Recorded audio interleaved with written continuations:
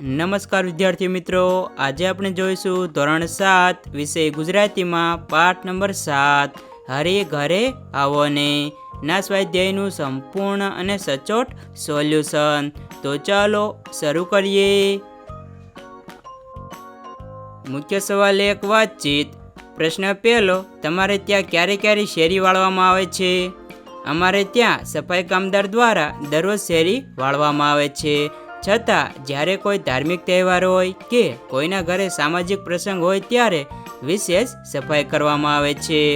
2, તમારા ઘરે મહેમાન તરીકે કોને કોને આમંત્રણ આપવાનું તમને ગમે, કેમ? મારા ઘરે મહેમાન તરીકે સૌ કોઈ સ્નેહીજનોને આમંત્રણ આપવાનું ગમે। આ સ્નેહીજનોમાં મારા મામાને આમંત્રણ આપવાનું મને ખૂબ જ ગમે, કારણ કે મારા મામા મારી ભણવા માટેની, રમતગમતની કે અન્ય પ્રવૃત્તિ માટેની વસ્તુઓ લાવી આપે છે। તેમના ઘરે જાઉં ત્યારે મારી પસંદગીનું ખાવાનું આપે છે, વિવિધ રમતો રમાડે છે। 3, મહેમાનને તમે કેવી કેવી રીતે આમંત્રણ આપો છો? મહેમાનને અમે ફોન કરીને, સંદેશો કે મેસેજ લખીને, આમંત્રણ પત્રિકા મોકલીને કે કોઈના દ્વારા સમાચાર મોકલીને આમંત્રણ આપીએ છીએ। 4, મહેમાન આવવાના હોય તે પહેલાં તમારા ઘરે કેવી કેવી તૈયારી કરવામાં આવે છે?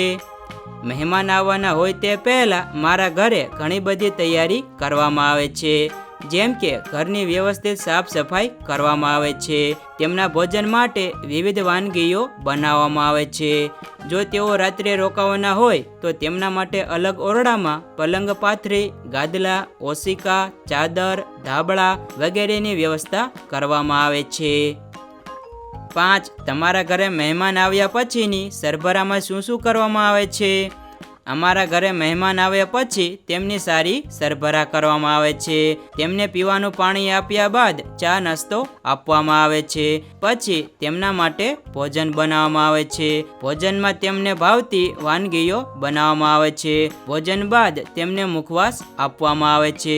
જો તેઓ બહાર ગામથી આવ્યા હોય અને રાત્રે રોકાવાનું હોય તો તેમના માટે સૂવાની વ્યવસ્થા કરવામાં આવે છે। 6, ઘરે મહેમાન આવ્યા હોય ત્યારે તમને શું શું કામ સોંપવામાં આવે છે? ઘરે મહેમાન આવ્યા હોય ત્યારે મને દુકાનેથી દૂધ કે નાસ્તો લાવી આપવાનું, મમ્મીને ઘરના નાના મોટા કામમાં મદદ કરવાનું કામ સોંપવામાં આવે છે।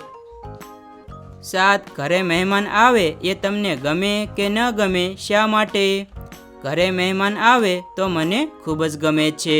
મહેમાનના આવવાથી ઘરમાં હસી મજાકનું વાતાવરણ હોય છે, નાસ્તામાં અને ભોજનમાં સ્વાદિષ્ટ વાનગીઓ બનાવવામાં આવે છે, તેમના આવવાથી પરિવારના બધા ખુશ હોય છે, ખાસ કરીને અમે બાળકો ખૂબ જ મજા કરીએ છીએ।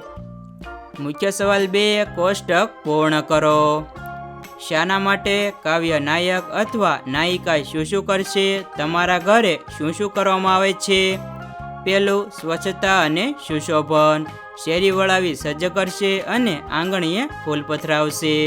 આખા ઘરમાં સફાઈ કરવામાં આવે છે, ઘરના આગળના ચોકમાં ધૂળ ન ઉડે તે માટે પાણીનો છંટકાવ કરવામાં આવે છે અને ફૂલોની રંગોળી, આસોપાલવ અને ફૂલોના તોરણ લગાવવામાં આવે છે। તો વિદ્યાર્થી મિત્રો, અહીં તમે વિડીયોને પોઝ કરીને લખી શકશો। મુખ્ય સવાલ 3, આપેલ પંક્તિનો ભાવ નીચેનામાંથી કયો છે તે જણાવો। પહેલું, શેરી વળાવી સજ્જ કરું, ઘરે આવો ને। તો નીચે તમને 3 ઓપ્શન આપેલા છે, તેમાંથી આવશે બ, આંગણું ચોખ્ખું કરીને તૈયાર છે, મારા ઘરે પધારો।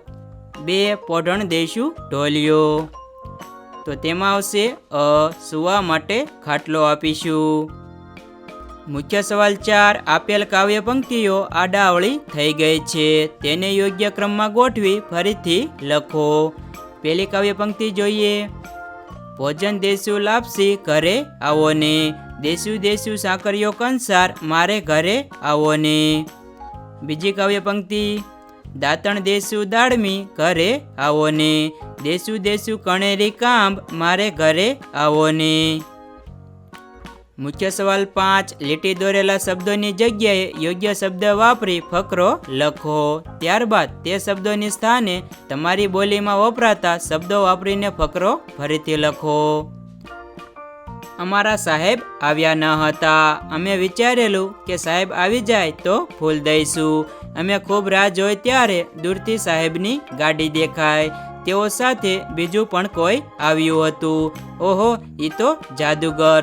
અમે તેમને ફૂલ દીધું. પ્રાર્થના સંમેલનમાં તો ટેસડો પડી ગયો. જાદુગરે તો ટોપલીમાંથી કબૂતર કાઢ્યું ને એ કબૂતર પોતાના ખિસ્સામાં નાખ્યું. પછી શોધાવ્યું તો એ મારા ચોપડાના થેલીમાંથી મળ્યું.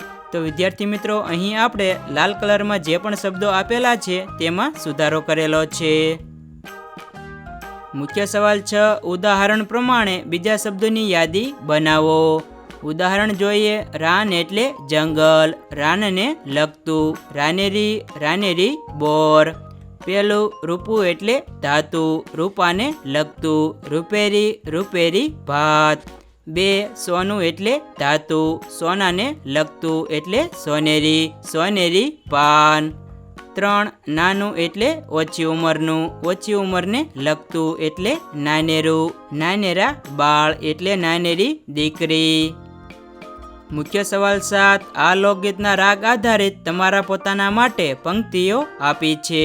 તે વાંચો, ગાતા જાઓ ને આગળ નવી પંક્તિઓ ઉમેરતા જાઓ. તમે બનાવેલી પંક્તિઓ પરિવાર કે મિત્રોને સંભળાવો. વર્ગ વળાવી સજ્જ કરું, નિશાળે આવો ની. પાથરણા પથરાવું બધે, દોસ્તો નિશાળે આવો ની. પેન દઈશું, પાટિયું દઈશું, નિશાળે આવો ની. દેશું દેશું વિદ્યાના દાન, દોસ્તો નિશાળે આવો ની. પેન્સિલ દઈશું, રબર દઈશું, નિશાળે આવો ની. દેશું દેશું કંપાસ બોક્સ, દોસ્તો નિશાળે આવો ની. ગણિત શીખવશું, વિજ્ઞાન શીખવશું, નિશાળે આવો ની. શીખવશું ઇતિહાસ ને ભૂગોળ, દોસ્તો નિશાળે આવો ની. દેશું ઢોકળા, દેશું ખમણ, નિશાળે આવો ની. દેશું દેશું સેન્ડવિચ સાથે, દોસ્તો નિશાળે આવો ની. દેશું બોલ, દેશું બેટ, નિશાળે આવો ની. દેશું દેશું મોકળું મેદાન, દોસ્તો નિશાળે આવો ની. નીચે અમુક પ્રશ્ન આપેલા છે. તમે રચેલી પંક્તિઓ કઈ કઈ હતી? તમે એ પંક્તિઓ કોને કોને સંભળાવી? તમારી પંક્તિઓ સાંભળી કોને કોને મજા આવી? તમને આ નવી પંક્તિઓ બનાવવામાં શી મુશ્કેલીઓ પડી તે તમારે લખવાનું છે. મુખ્ય સવાલ 8. તમારા વિસ્તારમાં ગવાતું તમારું મનપસંદ એક લગ્ન ગીત મેળવીને લખો. તો વિદ્યાર્થી મિત્રો, અહીં મેં માણેકધમ રોપતી વખતે ગવાતું ગીત લખેલું છે. અહીં તમે તમારું મનપસંદ ગમે તે લગ્ન ગીત લખી શકો છો. મુખ્ય સવાલ 9. પ્રશ્નોના ઉત્તર લખો. પેલું, તમને આ ગીતની કઈ બાબત સ્પર્શી ગઈ? કેમ? મને આ ગીતમાં મહેમાનના સ્વાગતમાં જે તૈયારી કરવાનું દર્શાવવામાં આવ્યું છે તે બાબત સ્પર્શી ગઈ. કારણ કે આપણા શાસ્ત્રોમાં કહેવામાં આવ્યું છે કે મહેમાન ભગવાન બરાબર હોય છે, તેમનું યોગ્ય સ્વાગત કરવું જોઈએ. 2. નાવણ માટે જમનાજીના નીર આપવાનું શા માટે કહ્યું હશે? જમનાજીના નીરને ખૂબ જ પવિત્ર અને પાવનકારી માનવામાં આવે છે, તેથી નાવણ માટે જમનાજીના નીર આપવાનું કહ્યું હશે. 3. વાલમના આવવા પહેલાં શી તૈયારીઓ થઈ છે? વાલમના ઘરે આવતા પહેલા શેરી સ્વચ્છ કરવામાં આવી, આંગણામાં ફૂલ પાથરવામાં આવ્યા. 4. વાલમ આવ્યા પછી તેમની કઈ કઈ બાબતે આગતા સ્વાગતા થશે? વાલમના આવ્યા પછી તેમને ઉતારા માટે ઓરડો અને મેડીના મોલ, દાંતણ કરવા દાડમ અને કરણની કુમળી ડાળી, નહાવા માટે કુંડિયામાં જમનાજીના નીર, ભોજન માટે લાપસી અને સાકરીઓ કંસાર, મનોરંજન માટે સોકટી અને પાસાની જોડ, સૂવા માટે ખાટલો અને હિંડોળા ખાટ આપવામાં આવશે. 5. કાવ્યમાં મહેમાન માટેની જે તૈયારીઓ કરી એમાં બીજી શીશી ઉમેરી શકાય?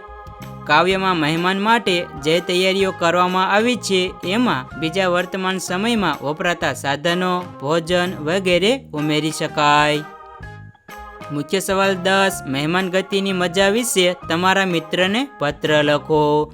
તો વિદ્યાર્થી મિત્રો, અહીં આપણે પત્ર આપેલો છે. અહીં તમે વિડીયોને પોઝ કરીને લખી શકશો.